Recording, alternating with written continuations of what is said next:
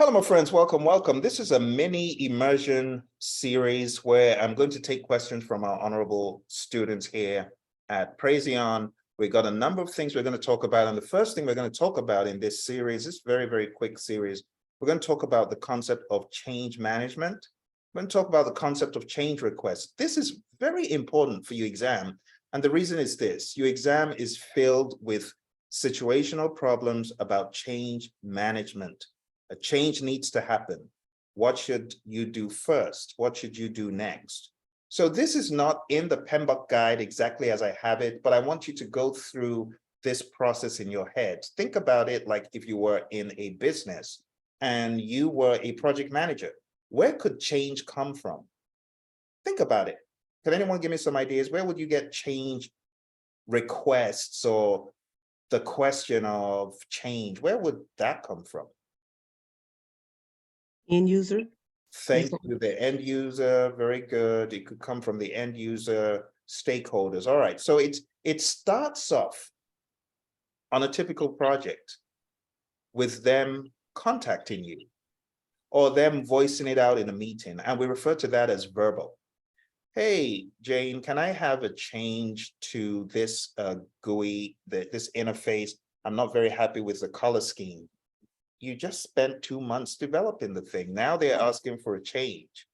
Are you going to say, no change for you? No, you don't do that. That will be wrong in PMI's world. So you want to be like, okay, let's put it into formal writing. So when we talk about formal writing, you folks do know that there's the concept of a change request form. So I want you to really visualize, what does a change request form look like? A change request form has got different pieces of information. And you do remember where I always ask you to go. There's always one place I ask you to go. It's a CDC website. So we're going to go to tinyurl.com/Sigma PMO. I want to show you the pragmatism of this whole thing. So going in here, we're going to look for change management. There's a change request form. Let's click that. It's going to download. I am going to open it. And I'm going to share my screen so that you get the idea of a change request form. Here we go. And there we have it. Oh, it just enabled me to look at it. Let's share again. And there's a change request form. And what is in a change request form, right? The type of change request, the submitter name, a brief description of the request, the date submitted, and other pieces of information that you would expect. Now, we are going into a very important step of our sequence. After we have filled in the change request form, what happens after that? Well, we move into a stage where we log it into a change log. So I want to show you what that would look like as well. A change log is pretty much like a log of all the changes that come into the project. Some firms uphold this approach and others don't. But going back to the CDC site, you can see change management log. If you click on that, it will open up another example, which I will show you momentarily. So here's an example of what the change log is all about right there. All right, so there's a change log. We can see the change request description, but we can also see the ID. And this shows you that every change request that comes in is logged at a high level. In environments where it could be automated, it would make sense for this to be speaking to every change request that comes in with a particular ID. But in other projects, it's manual. Unfortunately, it's not always automated. But you have the change ID, the status, is it open? Is it work in progress? Is it closed? And all of this other helpful, pertinent information. Who is it been assigned to? Expected resolution date, escalation required, action steps, blah, blah, blah, all this stuff. So you got a very robust description of how change requests could be managed in this world of the CDC, which I think every organization should have their own approach, but it's a good benchmark. So after you have logged it in the change log, then we go to this topic of analyze the change request with the project team. And that's when we go back to our change form. And in the form, we have the project manager's initial analysis. Now, this is not just the project manager in isolation. Let's make it clear. This is the PM and the team. The PM is going to assess with the team the hour impact, duration impact, schedule impact for this change. What will the impact be if we go ahead and do it? How much will it cost? Are there any comments? What are the recommendations, if any? And then there's an approval signature. Okay. For those watching after the fact, I'm going to endeavor to put a link below to each of these documents, just so that you can go back and let it make your understanding more robust. When we are done with analyzing the change request from the project team side, we then send that to the change control board, and they do their own analysis. The change control board are going to review the change request, and they are also going to take into account the analysis. What this could look like, again, we have a rather detailed form where the change control board works on this same document, right? They put in their decision, whether it's approved with certain conditions, whether it's rejected, or whether they need more information. I'm going to show you where this more information clause comes into play on our sequence here. So if they review it and they decide the outcome of the change request, they update the change log, and then the change log is shared with stakeholders, and then the project manager and the team carry out any next steps. But if the change board feels like they need some further discussion with the requester, they could ask for more information, or they could even negotiate with the requester. If they have not looped in the customer and the sponsor, they have the opportunity of doing that before looping back in. Regardless the disposition, they always got to loop back in, whether the customer says, no, we're not going to do that, or if the sponsor says no or yes. Whatever the case, you got to loop back into this main line of stuff. And that goes back to the form that we were looking at. So let's go back to the form. Here in the form, you can see whether it's going to be approved or approved with conditions, or rejected, or more information. The decision date, the decision explanation, the conditions, there's a signature, whoever the approving signature is, that all needs to take place. And that takes us to the final step where we realize the outcome. Is it approved? Is it rejected? Is it put on hold? Or is it put into a pending state? And those are the things you need to think about when PMI says manage project changes, task 10 of process. They mean that you need to anticipate and embrace the need for change, but there needs to be this, number 2, a strategy to handle change, not just flying by the seat of one's pants, but having a solid thought out sequence, which is what takes us to this, the sequence, the strategy for how to handle change. A lot of companies, they do woefully in this, but this is a map that every company should have tailored to their own needs. So execute the change management strategy based on what I just showed you, and determine a change response to move forward. And that takes us to the overarching goal, which is approved, rejected, and hold pending. All right, so that was a very good question, and I appreciate you bringing it in. Did that help clarify some of the doubts? And what other questions, follow-on questions are there? Any follow-on questions? No. All right, well, thank you very much. Good deal. So that ends the first part of our exploration for today in looking at change request. The second thing that I want to talk about as requested by one of our friends, goes into the topic of the content outline, but from a process perspective. So if you are taking the exam, the PMP exam, I urge you to look at PMI's content outline for the process domain. They have a number of processes, 17 of them, okay?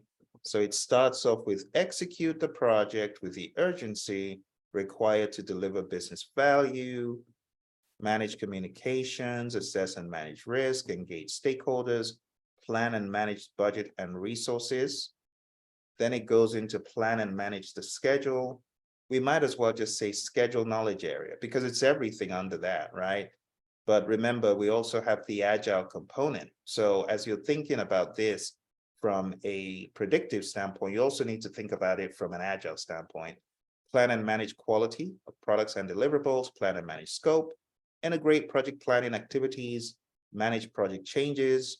We just talked about that in a lot of detail. Plan and manage procurement. Let's move on. Manage project artifacts. So we have page 89 that has a bunch of those artifacts in PMBOK. You got to know those. And then you got to know the regular ones from the world of Agile, product backlog, sprint backlog, just called backlog as in product backlog, increment, burn up charts, burn down charts, product roadmaps, story maps, all that kind of stuff. Okay, number 13, determine appropriate project methodology and practices. You got to know page 18 and 19 of your Agile practice guide inside out. So am I going to do incremental, iterative, predictable, agile? Establish project governance structure, get comfortable with the word, know what it means. Governance is the framework within which authorities exercise. We talk about things like rules and principles and authority, things like that. Then we go into number 15, manage project issues. Just know there's a difference between issues versus risks. Issues are things that are happening now. Risks are things that could happen.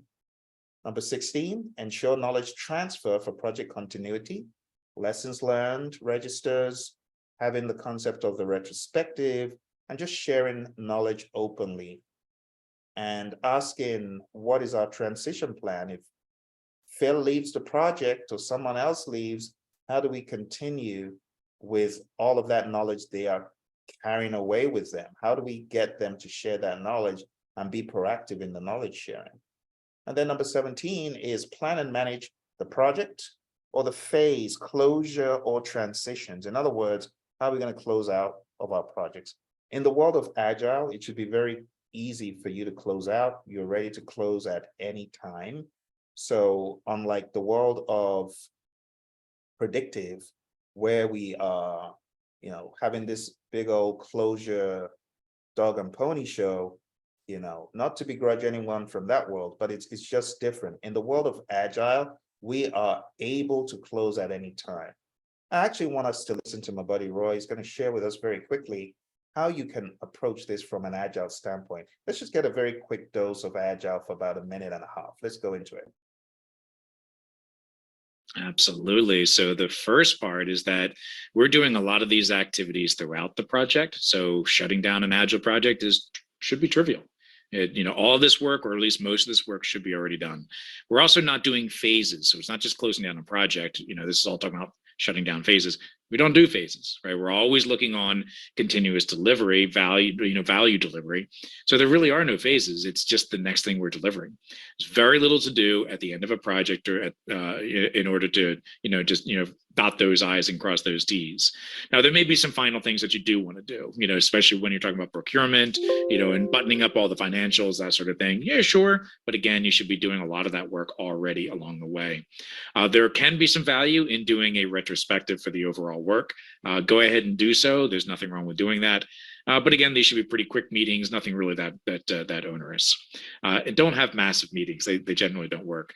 So shutting down an Agile project is really pretty simple. It should be pretty close to just pushing the button and saying we're done. That's where we want to get to. But it might take you some time to get all of that, to be able to do all those activities throughout the project, right? Yeah, Roy. So let's look at an example. Product owner suddenly gets word that a bunch of things in the product backlog aren't needed and needs to, discontinue work. What would that look like if the product owner realized, wow, we got all the value we need? What happens? It's an awesome thing, right? So keep in mind that we want to have that mindset that every time we're delivering something, it could be potentially the final delivery, right? So we are always prepared for shutting down. It's sort of like watching a television series. It's always prepared to be canceled, right? So Yes. you just think about how you're going to write that. Have some conclusion at every delivery, so that it feels like this thing is completed and ready to go at all times. So that means you're always prepared for shutting down.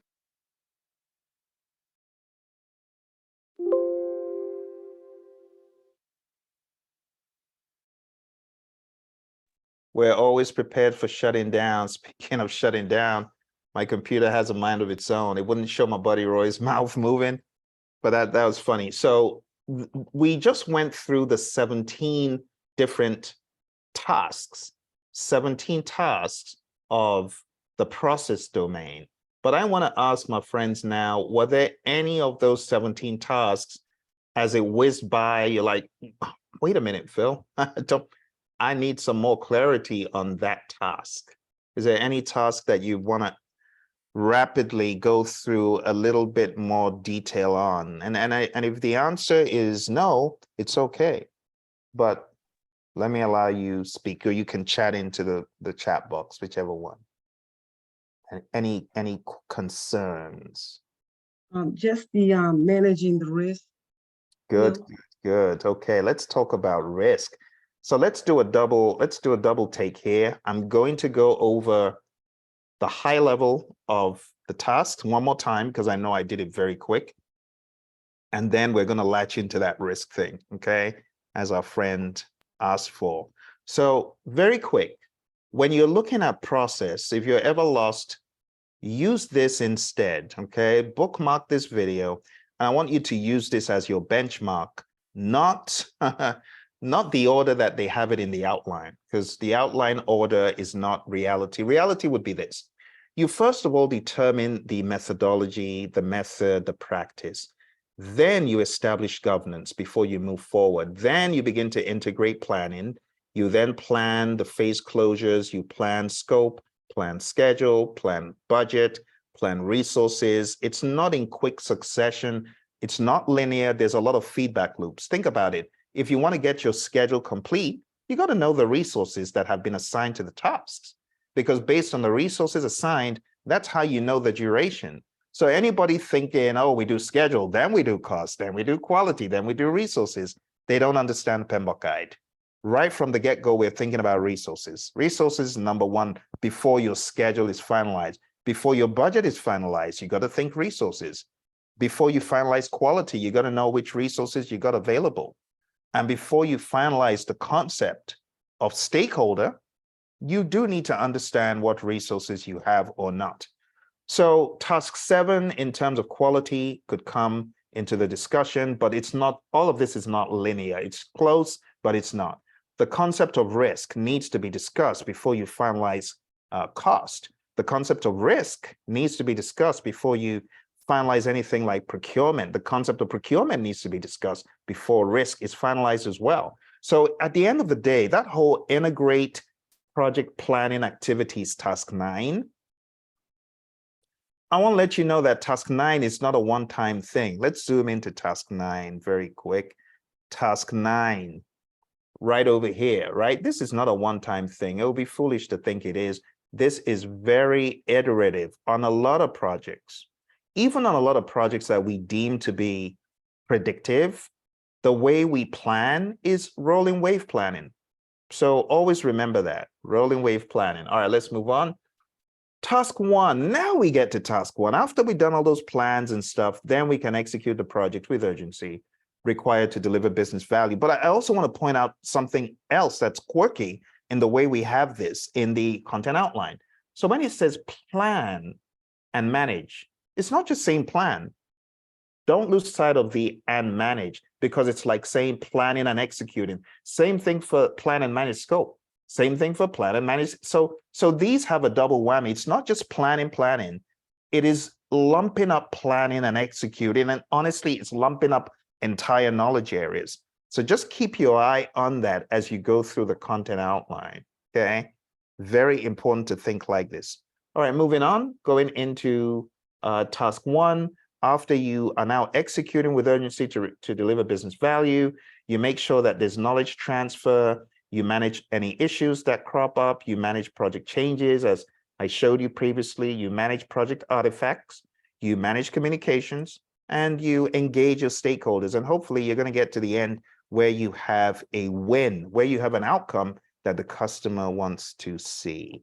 Okay. Now, moving on to the topic of risk. I want you to think about what risk is. Even though PMI just have 2 measly little tasks here, it is a lot more than this. It's a fallacy. This is an illusion. It's not just this simple. Assess risk has plan risk management, identify risk, perform qualitative risk analysis, perform quantitative risk analysis, and plan risk responses. There are 5 processes in that first word, assess, just so you know, right? And then when we say and manage, there's implement risk responses, and there's monitor risk. So there's 2. So this simple statement, assess and manage risk, my goodness, there's a lot in there. So number 1, 2.3.1, it says determine risk management options. What do you think we mean by options? Can anyone chat into me or explain to me? Like risk management alternatives. Thank you. Okay, very good. And what would some of those alternatives look like? Good, good. You're in the right zone. Keep going. What would some of those look like? You mean the positive and negative risks? That's good. That's a good start. But let's even go further back. Let's reverse even beyond that positive and negative stuff. Like way back, go back into the garage. So what are the options? What are the risk, not the risk response options, but the risk management options? What do you think that's talking about? How you manage the risk? as Like like avoidance, mitigation. Go back into the garage. You're too far out. I heard something else. Someone said something else. Did I hear Shauna say something? I was going back to when you mentioned plan risk management, then you're going to identify risk and perform quantitative risk and qualitative risk. Yeah, all that stuff. So let's go back to the garage. What's the very first option we have in the very first process? Let's talk about options process by process. So you hit the nail on the head, Shauna. Plan risk management. What are our options? What are the kind of options, types of options? What are the options you have in that process? Not mitigating, so You're far out of the garage. We're not in the responses yet. We're still in planning risk management. So you know what I want us to do? Because we'll never forget it, having to open Qualitative. Identifying risk. You're too far out of the garage, my friends. We gotta get we gotta reverse back in. Come on now. Now, don't even pick up the keys. Risk management plan. Now we're talking. So what are the options in that? Risk assessment.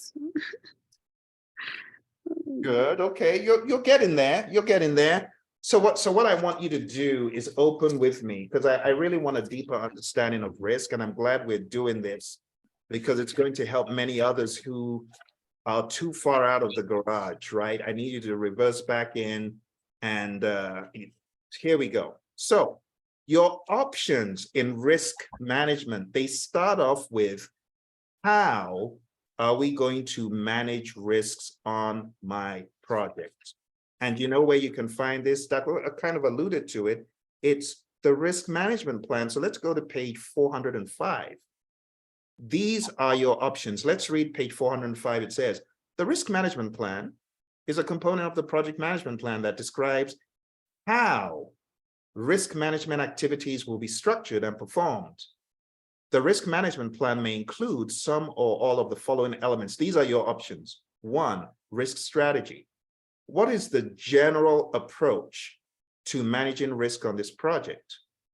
What do I mean by general approach? Well, a general approach, for example, I was in a divestiture project, and the general approach is big ticket risk items must be escalated ASAP.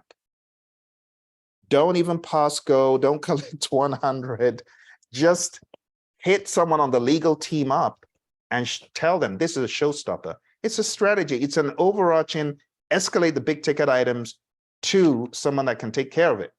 It's an overarching idea.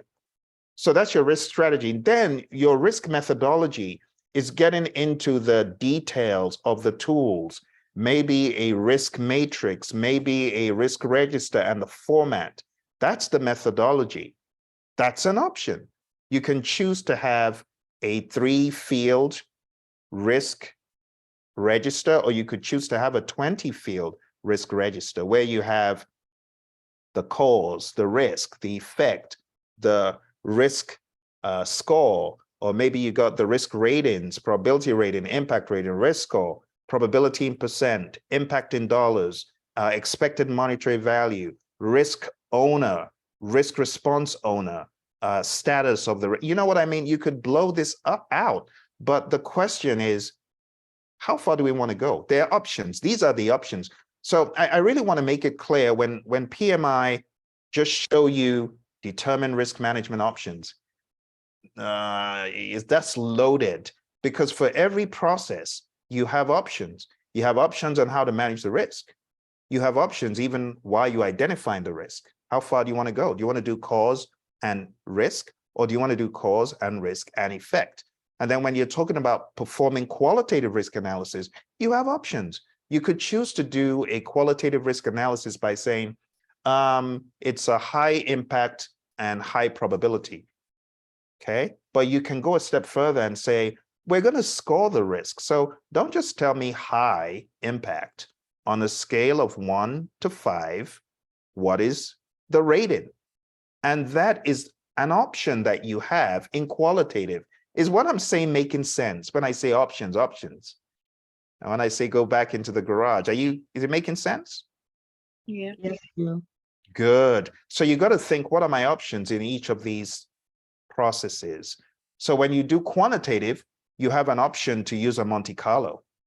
A lot of companies wouldn't even know where to start. A lot of companies don't even need to, because the projects they're working on are not that complex or needful of a Monte Carlo.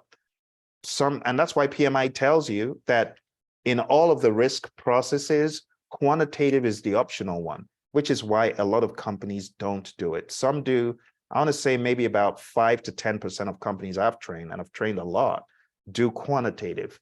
What they do is some form of mental quantitative assessment, but they're not getting into the nitty-gritty of probability in percent, impact in dollars, multiply all of those for each of the risks and add them all up, which is still a little bit primitive. Talk less go into a website like Palisade, which has recently been bought. But Palisade, if you go to Palisade, you'll see how a Monte Carlo should or could work. You may not need to go that far. These are options. So I really wanted to blow out that simple statement. It's a loaded gun. Determine risk management options. Before your exam, you're going to know the options. Know the options for every process. When you get to implementing responses, you got options. You was talking about the options of mitigate, transfer, avoid. Yes, those are also options for response, but you have options for planning, options for identifying. I think you get the idea. So the second thing says iteratively assess and prioritize risk. So what are they saying? They're just saying that you need to go through risk on a regular basis. Take a look at the cause, the risk, and the effect. Are they still intact? Take a look at the probability ratings, the impact ratings, the risk score, and then you look at the overall risk register and you're saying, okay, risk number 1, it said that we had a risk score of 16. Actually, now that we're further along in the project, we know that it's not going to happen to this degree. The probability and the impact rating, they're going to come down. And then you get to the point where you may actually have things being zeroed out because this will not happen, cannot happen again on this project. So it becomes null and void, but you as a project manager, you're going through the motions, okay? And you got to remember this whole topic about risk, there are two perspectives to risk. There's negative risk for this mouse. Negative risk is a trap kills it, but there's a positive risk that it gets the cheese. Now, if you're talking about the homeowner, from a negative perspective, the mouse gets the cheese. From a positive perspective, the trap gets the mouse. And then you talk about the strategy. In this case, the mouse is wearing a helmet. That means it's a mitigate. It's trying to reduce the impact of the trap if it goes off. And does the mouse get the cheese? Well, in this example, the mouse did get the cheese. They're quick. So those are the things you need to be thinking about. The 7 things you do in risk. You plan risk management, identify risk, you perform a qualitative risk analysis, a quantitative risk analysis, then you plan risk responses, you implement the responses, and then you monitor risk. But I want to call your attention to this snapshot. If you're looking at this and you have questions, I want to know, what are the questions you got?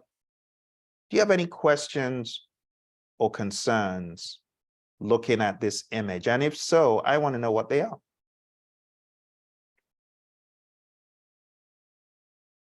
Does it make sense? Yes. Mm. It makes sense, Phil. Good. Okay.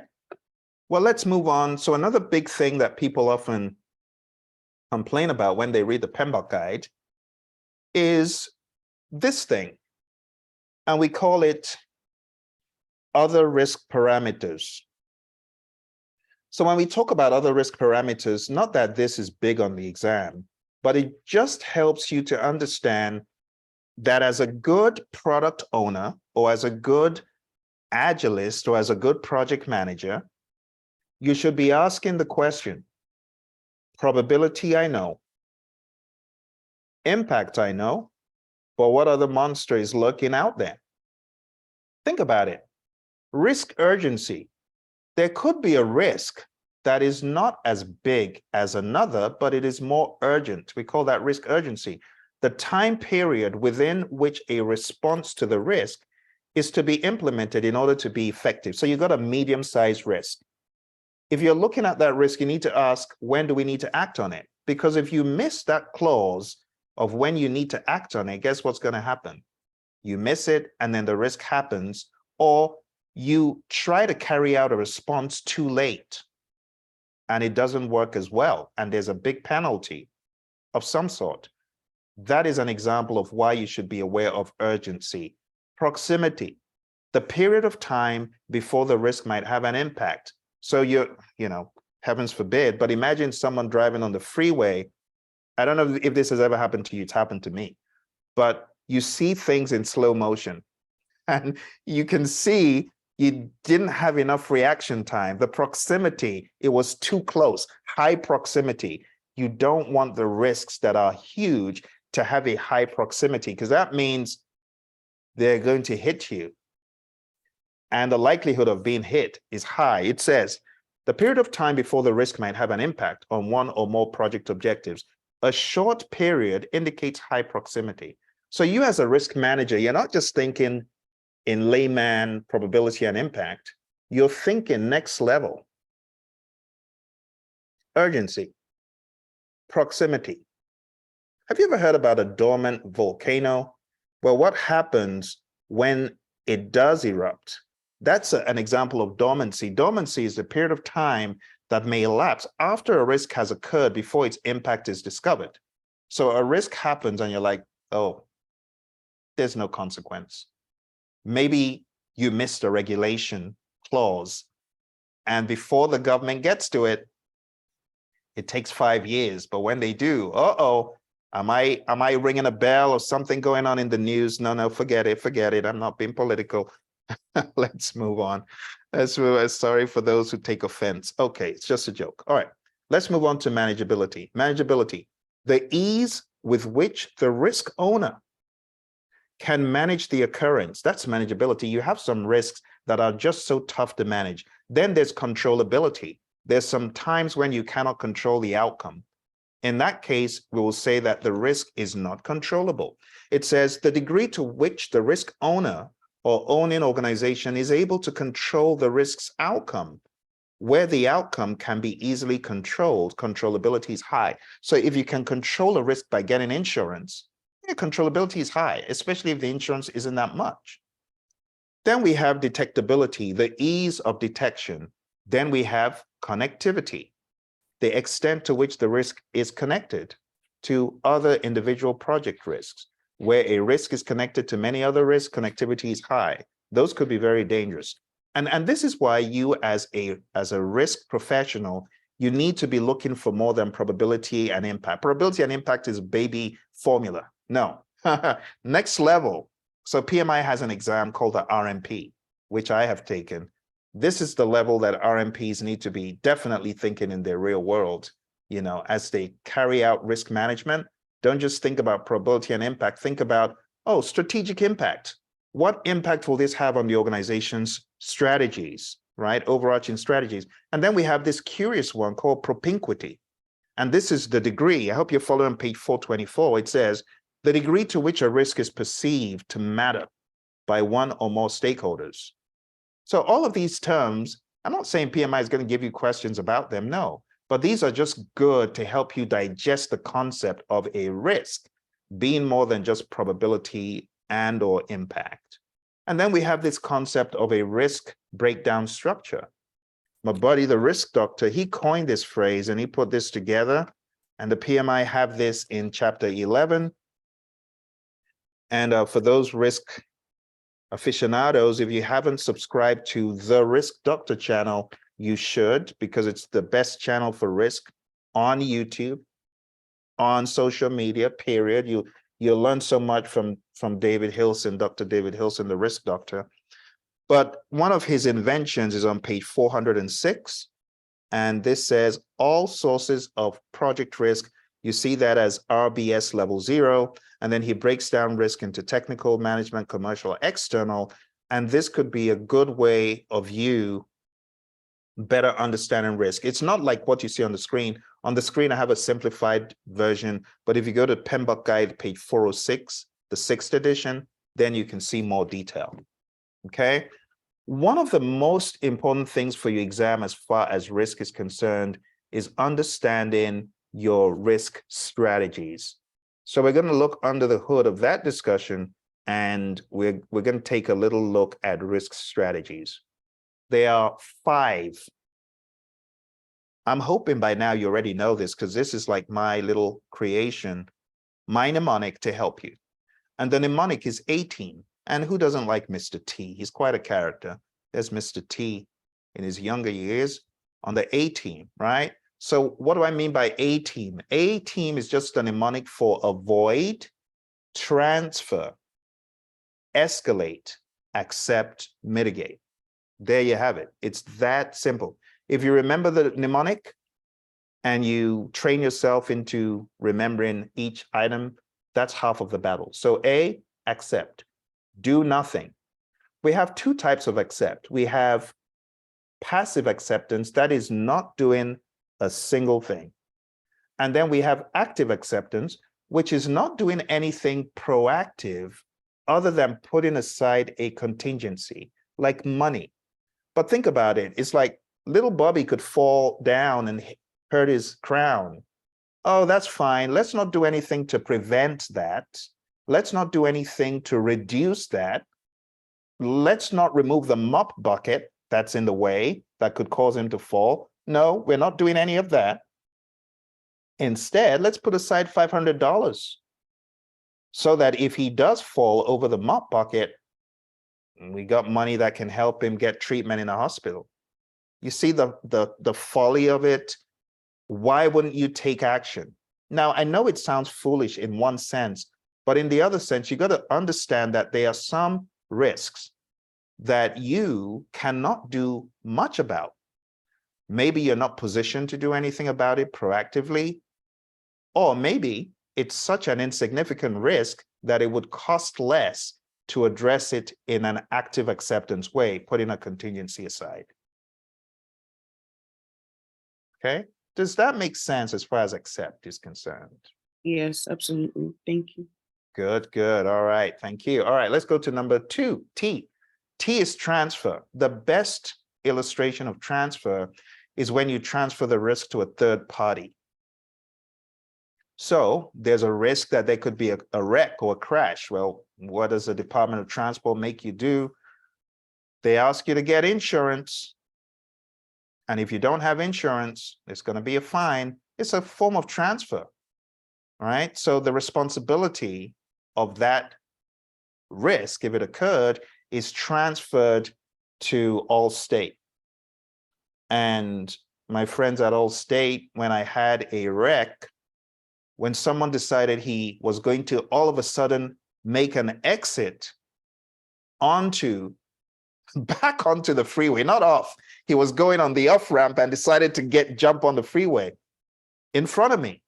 My reaction time, I saw it happening in slow motion, and then my car did a 180 and was going backwards, and it flew off the embankment.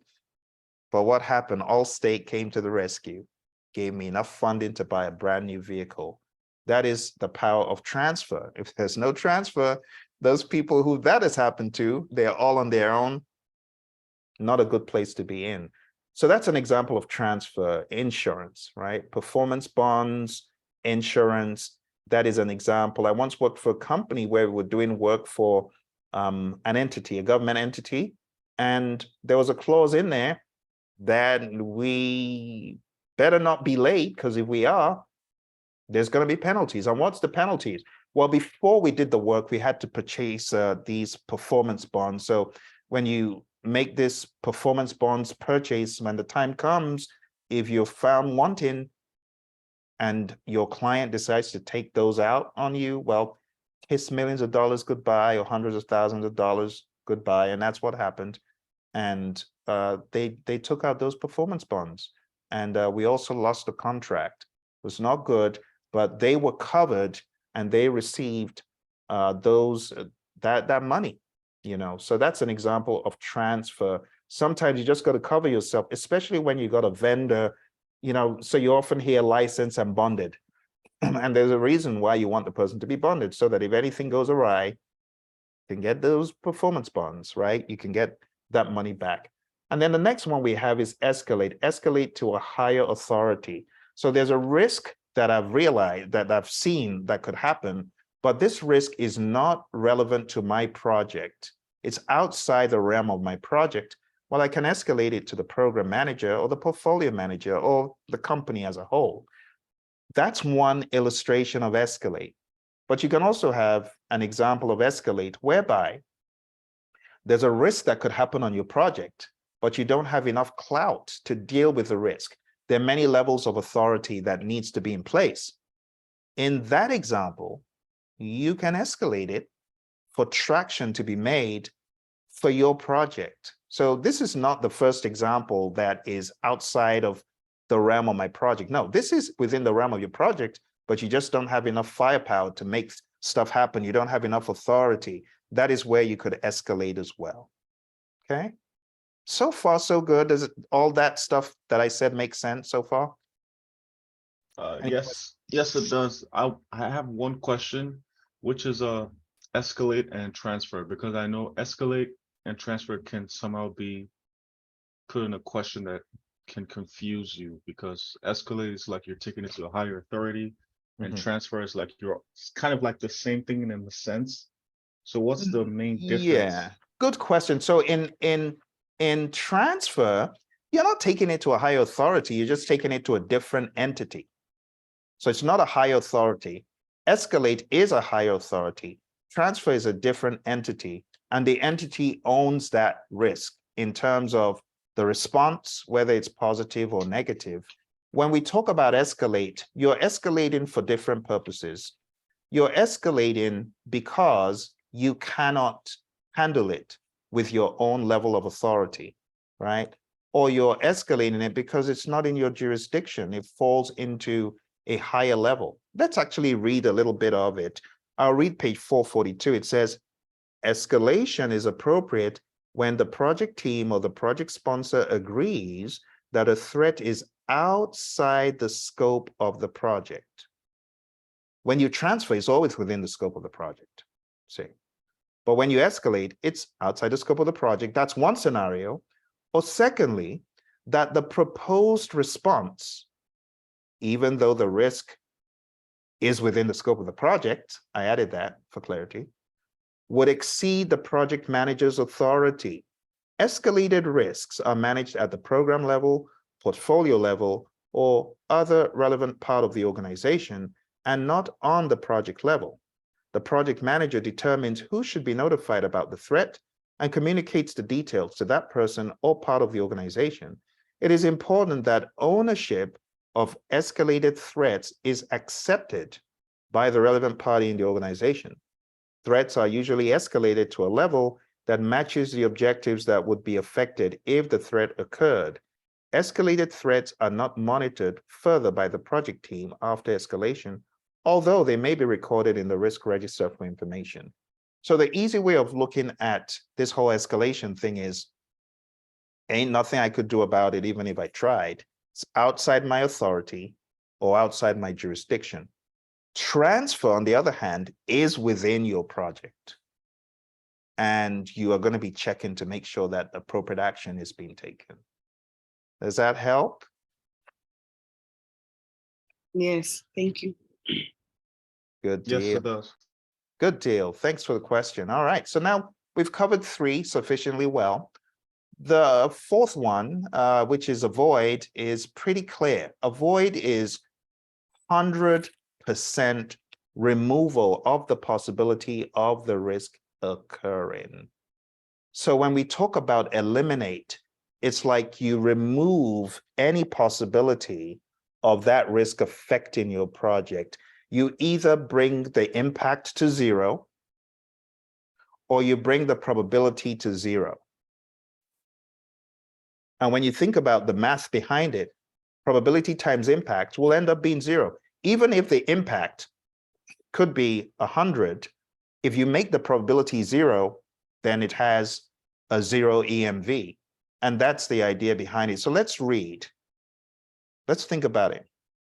Let me give you an example. There's a risk that a free-falling object from the 20th floor could land on a person. Sounds gruesome, I know. It's the best I can do. I'm looking for examples.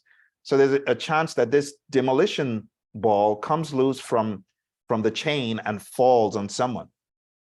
How can you avoid that risk? Remove everyone from the area.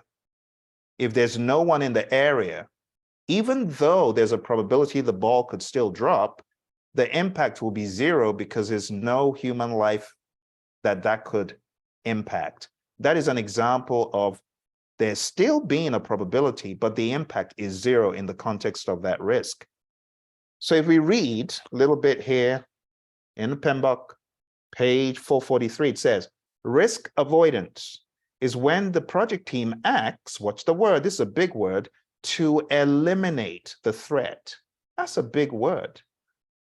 Or protect the project from its impact. You see, so the example I gave shows you how even though there's an impact, there's no one in place for it to affect to the degree that we initially thought. So there's probability that it could happen, but in terms of the impact, it's not going to affect human lives. It says it may be appropriate for high priority threats with a high probability of occurrence and a large negative impact. See? So they're saying this might be a place where you use the avoid clause where there's a risk with a large negative impact and a high probability of occurrence. It says avoidance may involve changing some aspect of the project management plan or changing the objective that is in jeopardy in order to eliminate the threat entirely. Reducing, watch this, its probability of occurrence to 0. See that? The risk owner may also take actions to isolate the project objectives from the risk's impact if it were to occur. So either of two things, either you get rid of probability and impact, or you get rid of the probability altogether, or you reduce the impact to zero. And that's what avoidance is all about, okay? Examples of avoidance actions may include the removing the cause of a threat, extending the schedule, changing the project strategy, or reducing scope. The question is, does that lead to a zero summation of impact or probability? And if the answer is yes, then you've avoided. Some risk can be avoided by clarifying requirements, obtaining information, improving communication, or acquiring expertise. So when you get questions on the PMP exam, whatever exam, CAPM, you need to ask, has probability been reduced to zero? Or has impact been reduced to zero? Because either way, whether you reduce probability to zero or you reduce impact to zero, you have avoided. It doesn't have to be both. Could it be both? It could, but it doesn't have to be. As long as the question has made it clear, you have taken the probability of occurrence to zero. Boom, you avoided. You have taken the impact of a risk to zero. You've avoided, because it's going to give you a net zero when you multiply probability times impact. Does that make sense? Yes, that makes sense. Phil, I have a question. So, for risks that wasn't identified in the beginning of the project, probably towards like the closing stage of the project, what's the best strategy you can apply? Is it like acceptance? What if it has like high level impact for the end goal of the project? I don't know if my question makes sense. Like, No, it does. It does. It does. So you've asked a couple of questions. You're saying, what if you realize an overall project risk in the dying hours of the project, something that could affect the entire project? yes. Absolutely. Yes, the best thing for you to do is, if you cannot avoid that risk, then the next best step will be to mitigate. If you're not able to mitigate it, then look for some action, but don't accept it. Look for some measure of action. Don't be a reactive PM will be like, can't do anything. No, you got to do something. So if you cannot avoid, then the next line of action would be to mitigate. Next line of action could be to transfer as well. So you got to look at what is happening, and if it's something outside of the project, then escalate it. But don't do nothing. Doing nothing is the worst. Yeah. Now, if you get a question that says there's a risk with a very, very small impact, you might just accept it. It depends. So you have to read the question for more context. Okay. Thank you. You're welcome. Great question. Now, it's funny because I thought your question was going in a different direction, because this used to be a trick question on the PMP exam. You're a project manager and you discover the occurrence of a risk during time close to project closure. What should you do? Or a risk that you never saw coming has happened. It's a trick, because a risk that you didn't see coming, it's not a risk. If it has happened, it's an issue. So you got to be ready for those curveballs where they say a risk that you never saw coming has happened. That's not a risk, that's an issue. And if you're dealing with something that has just happened, it's not a risk. Why is it not a risk? Because a risk is what?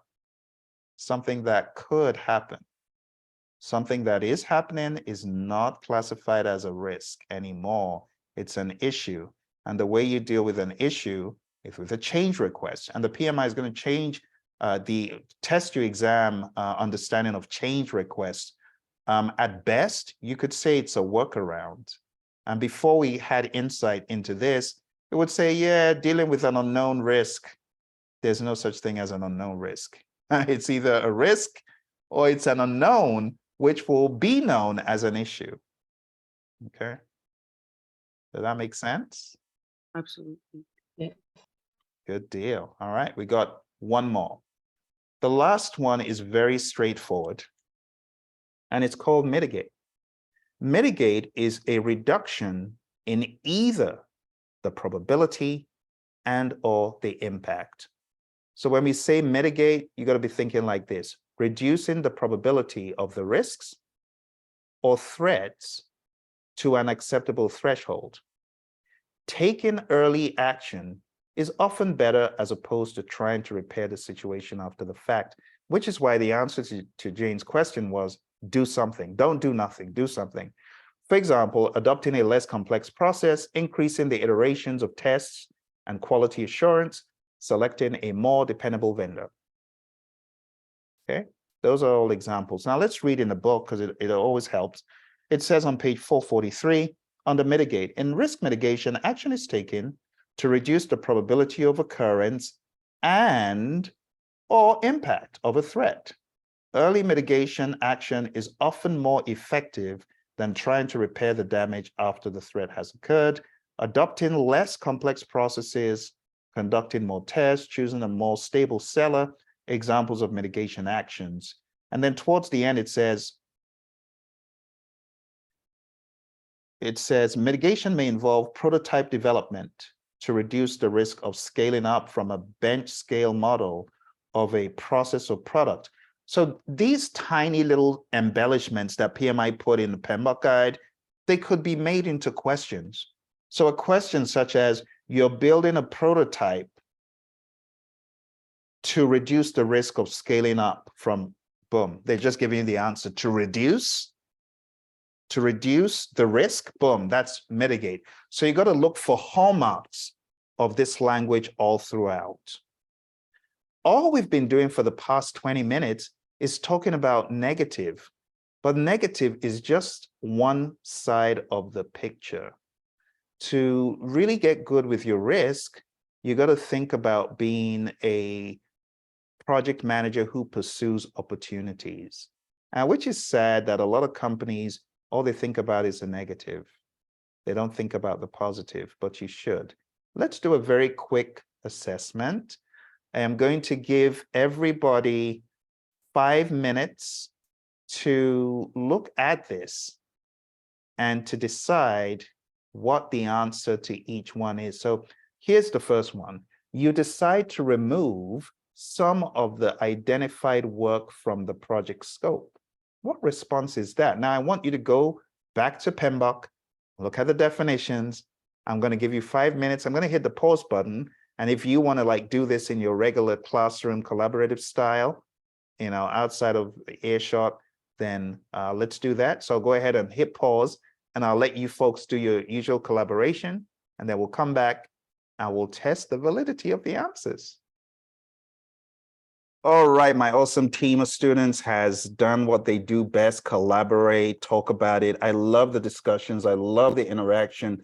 And honestly, for any one of you watching that is not in a study group like this, working with people of like minds, you're missing out, because teamwork makes the dream work. Honestly, just hearing their different opinions, it even gives me other ideas of questions that I could write, you know, to make it even more interesting. So I quite enjoy listening in once in a while. So if you take a look at number 2, we've already established number 1 is a removal of scope. So that's obviously a void. But if you listen to what we were talking about just before we jumped on about number 2, where Shauna said, yeah, I got a question about this. It's something we need to discuss more. So let's read. You send Jack. Listen to what you're asking Jack to do. You send Jack to scope out the project location. Okay. What does that do for you? And I'm not saying this is the end of the story, but does scoping out the location immediately offer you any benefits? Like if someone goes to see a location, oh, I see where this is. I see that this is not a good location. Have you done anything yet? No. So do we agree about that first sentence? The Jack is just an observer. It didn't say that Jack has done anything with his observations, correct? Yeah. Correct. Okay. Right. Now let's read the other part. And gather data. Okay, I gathered data. This is underwater. This is waterlogged by 12 inches. or this has got the soil quality is not ideal. Okay, you gather data, but have you done anything with it? No. Now watch this next step. Gather data to be used to deal with a risk. However, this does not tell you whether you're going to use the data before the risk happens or after the risk happens. And it doesn't tell you what kind of deal with we're talking about. You could deal with the risk by accepting it. You could deal with the risk by mitigating it. It doesn't tell you enough. So this question, we left it very ambiguous and open-ended because we wanted it to generate further controversy and discussion, just like it did. And I really enjoyed listening to what you folks were discussing. So it could be mitigated if you're using it to deal with the risk before the risk occurs. But it could also be accept if you decide, oh, let's just accept it. It's not, the soil isn't that bad. We're just going to go ahead and work with it. It could also be accept. Does that make sense? Yeah. So you got to understand the deal with is what makes it ambiguous, because dealing with a risk could mean passive accept, it could mean active accept, it could mean mitigate, it could mean many things. So we decided to leave it at mitigate or accept at best. Okay, so this was left as a very vague question deliberately. And then everything else, which other one was there a little discussion about? Was it that one? The Drake one. Oh, I was thinking- yeah, because Drake and Rihanna were sent to training. Oh my goodness. So Drake needed to be trained to function on a project because he had a problem with his cell phone. Oh dear, actually, Drake. I thought it was what did we choose? I thought it was like CAPM training is an external entity. I just remembered you saying that a few minutes ago about one of the risk response strategies. I think that was Yeah, so think about it. Any kind of training, you send someone to be trained outside the firm, you send someone to be trained inside the firm. What does training do? Because if you remember what we were reading under the topic of risk, let's read it. So I'm going to read it. It says under mitigation, it says mitigation may involve prototype development. That's just one example. Where it is not possible to reduce probability, a mitigation response might reduce the impact. So what you're doing in sending Drake for training, you're reducing the impact of him messing up on the project. You could choose not to send him for training. That would be a disaster waiting to happen. Think about it. If you're sending someone for machine shop training so that they can do better on the machine in the production facility, what are you doing? You're trying to reduce, so let's talk about it from a different aspect. You're trying to increase the chances of success. But at the same time, that means you're trying to reduce the chances of failure. So sending a PM for project management training, what is that going to do? It's going to increase the chances of their success, but reduce the chances of failure. Does that make sense? perfect. Thank you. Good, So you're this goes welcome. back- Yeah, All this goes right. back to when you were saying about mitigation. It takes place before the risk occurs. You got it exactly. Mitigate is before the risk occurs.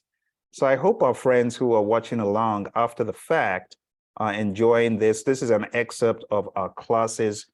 They are held in such a way that we can have some good discussion and dialogue. But part of this dialogue is the positive. I have not talked about the positive risks or the opportunities.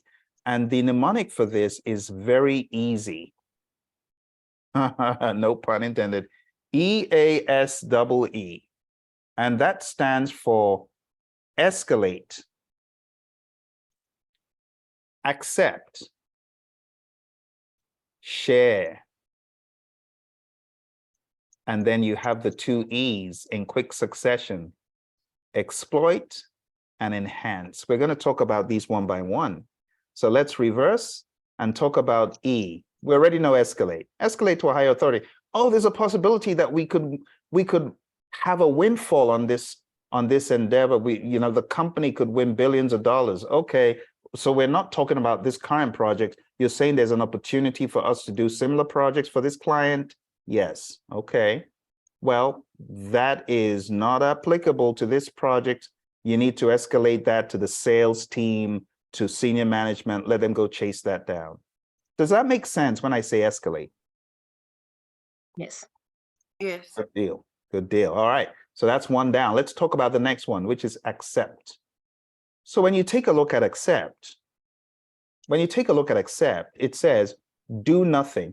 Oh, there's an opportunity. We could win billions of dollars from this client. Yeah, but we don't have the bandwidth to pursue it.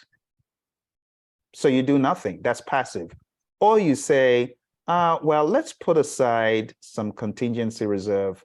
If it occurs, then at least we've put aside some $500,000 to begin working on it. So that's just accept. You're not running after the opportunity. You're not getting all excited and doing anything proactive. You're like, well, if it happens, it happens. Does that make sense for positive accept? Yeah. It's a reactive still, yeah? Okay. The next one is the S for share. Oh, there's an opportunity that this byproduct from the project, we're actually working on an adhesive for the aerospace industry, and we have this mix of some remnant product. We've already got the adhesive for the body of the plane, the wings, and everything else. It's like military grade, commercial grade adhesive, but we've got this remnant mixture. We could actually do something with it. Why don't we set up a special purpose company to look into what we could do with this? It's a little bit weaker. It's a weaker adhesive, but maybe there's some use for it. So you set up a special purpose company and they discover, well, this could be used for something like Post-it notes. So you set up a special purpose company so that the benefits of that byproduct are not just going to lie fallow, but you're going to realize some benefits. And that's how the birth of the 3M Post-it note came on the scene. But do you understand that when we say share, you are sharing some or all? Let's read what PMI says. It becomes very clear when you read PMI's definition under opportunities on page 444. It says, sharing involves transfer of ownership of an opportunity to a third party so that it shares some of the benefit if the opportunity occurs. It is important to select the new owner of a shared opportunity carefully so they are best able to capture the opportunity for the benefit of the project. Risk sharing often involves payment of a risk premium to the party taking on the opportunity.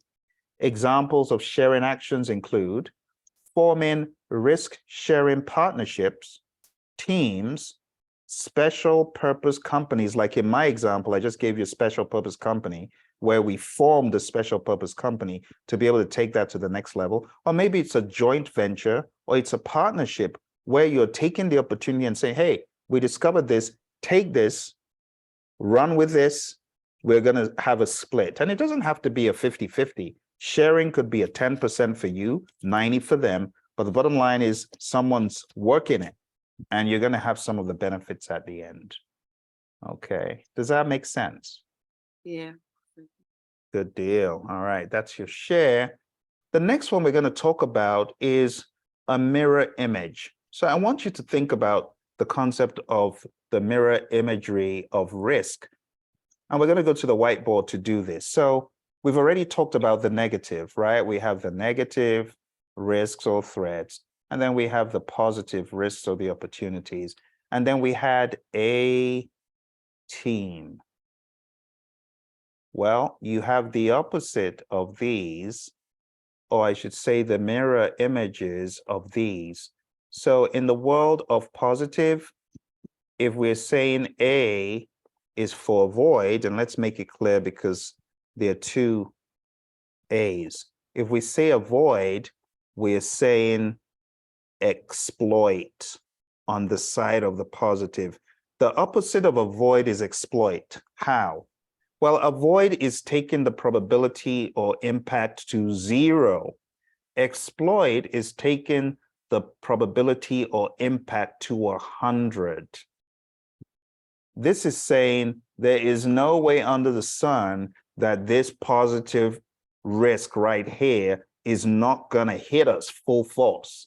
We want this to happen and we're going to make it happen. And by the time we're done, there's no way this isn't going to happen. It's like putting yourself in front of the train of opportunity to hit you full force. Tie me to the tracks. Come on, opportunity, hit me hard, hit me.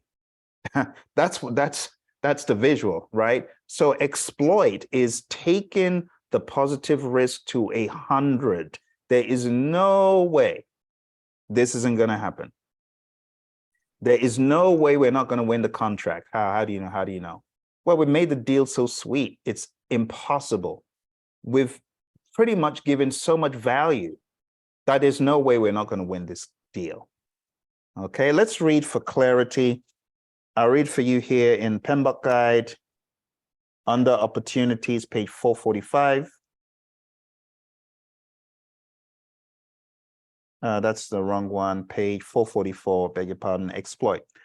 It says the exploit strategy may be selected for high priority opportunities where the organization wants to ensure that the opportunity is realized. This strategy seeks to capture the benefit associated with a particular opportunity by ensuring that it definitely happens, increasing the probability of the occurrence to 100%.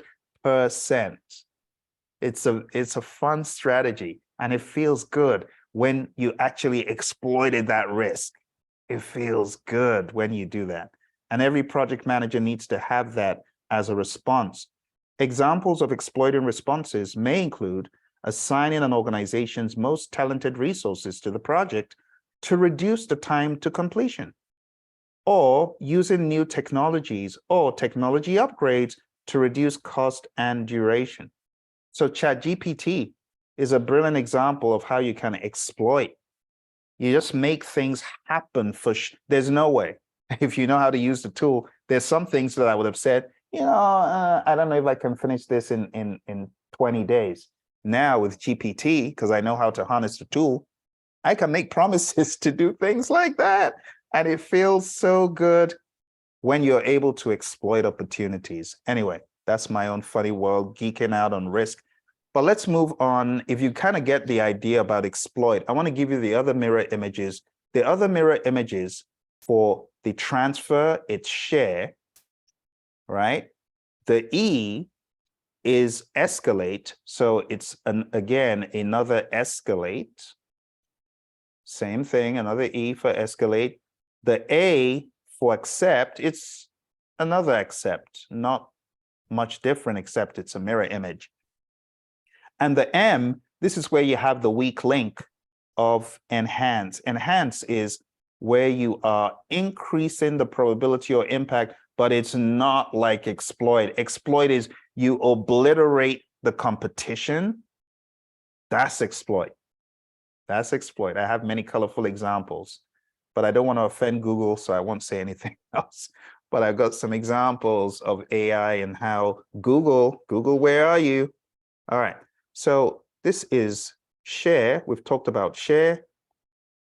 This is escalate. We've talked about escalate on both sides. This is escalate here. And this is accept. And this is mitigate. So let's talk about the last one. People often get enhance and exploit mixed up. And you want to know the main difference? One is taking it to 100. That is the exploit. You're taking it to 100. This one, enhance, is like a weaker version, weaker version. It's not as aggressive, right? You're not taking the probability or the impact to 100. No. So it's weak. But it's better than nothing. So let's read what PMI say about enhance. It says, the strategy enhance, page 444, is used to increase the probability and or impact of an opportunity. Early enhancement action is often more effective than trying to improve the benefit after the opportunity has occurred. the probability of occurrence of an opportunity may be increased by focusing attention on its causes. Where it is not possible to increase probability, an enhancement response might increase the impact by targeting factors that drive the size of the potential benefits. And they give examples like adding more resources to an activity to finish early. Have you increased the probability? Yes, but it's not your best.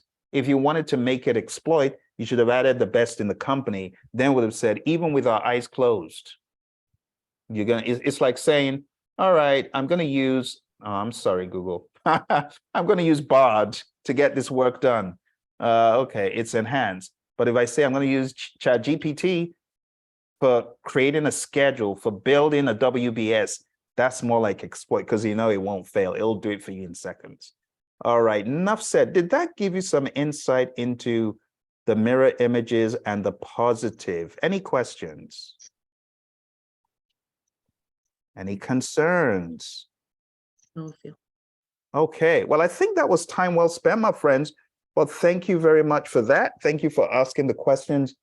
Did I miss one last question that everybody had in the very beginning, or did I hit them all? Was there one more question? I thought there was one more. Did I get everything? I think we got it then. All right, my friends. Yeah, I think you touched on everything. I wasn't here at the beginning though. So. Oh, okay, no problem. Also, I think we got it. I think it was just those. But if anything ever comes up, do let me know. For those people watching after the fact, this is how we roll. This is my esteemed group of students who are working. Even though we have many who are playing trance, they're not here. They're supposed to be. But many, hey, those of you who are running away from the group, I got my eye on you. I know where you are. I know where you're at. I just hope that you're doing your bit because this is a behemoth. Now, for those who are looking at process groups or practice guide, it's not bad. But just remember that the details at the back of the book, it's the same thing. This is really the same thing as process groups or practice guide. It just has a different coat of paint, same building. All right, my friends, that's it. Thank you very much to the students, and thank you very much for those watching. We're going to move on to something else now.